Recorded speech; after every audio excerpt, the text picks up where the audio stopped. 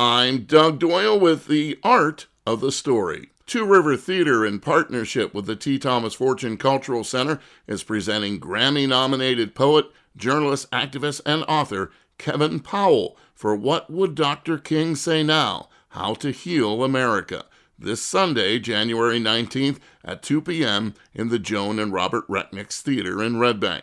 Kevin Powell is one of the most celebrated political, cultural, literary, and hip-hop voices in America. I spoke with him earlier today. Can you talk about why you wanted to give this presentation at Two River Theater? Absolutely. I mean, one, I'm a native of New Jersey. I was born and raised in Jersey City. I went to Rutgers in New Brunswick. I was a social worker in Newark, New Jersey before I moved over to New York to pursue my writing life. And so, one, Jersey is very important to me as a home state. It shaped me.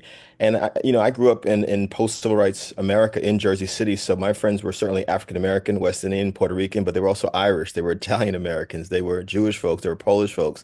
So I grew up with a range of different types of people. And in the spirit of Dr. King, I think about that more than ever because I was learning about Irish American culture, Italian American culture, about different types of people, and what we may have different is stuff that we should celebrate, but also what we have in common. And so, especially given all the vitriol that I see, I mean, Doug, I didn't even get on a plane until after Rutgers. I was 24 years old, but I've literally been to all 50 states since then. And it's been a blessing to see the country, our country, in different ways. And it saddens me. It hurts my heart to see us going backwards. I mean, there's no room for hatred and division in any form. There's no room for violence against people, no matter what they are. And, when you think about our history, we've been able to overcome stuff at times, but it's like I don't want us to go backwards as a nation. Can you give us a little taste of what would Dr. King have to say now? Mm.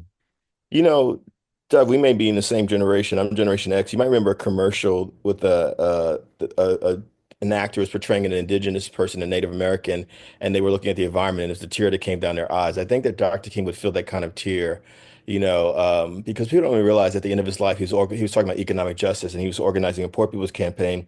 He didn't say poor black people, he didn't say poor white people, he just said poor people's campaign. His point is that, all of us are facing challenges, and we got to figure out ways to bring people together.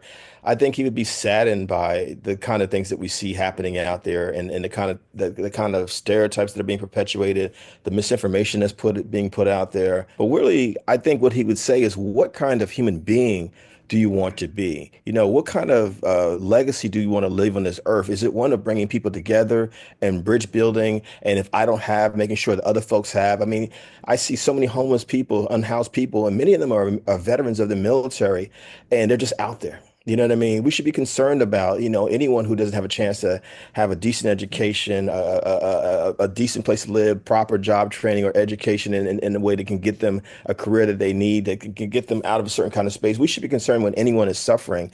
And I think that we've moved away from that. And I think that's what Dr. King would talk about. That's going to certainly be my message. Kevin Powell credits his mom for taking him to the library in Jersey City when he was a kid and exposing him to reading and books. He's currently working on a biography of the late iconic rapper and actor Tupac Shakur. You can see my entire interview with Kevin Powell on the WBGO Facebook page. I'm Doug Doyle, WBGO News.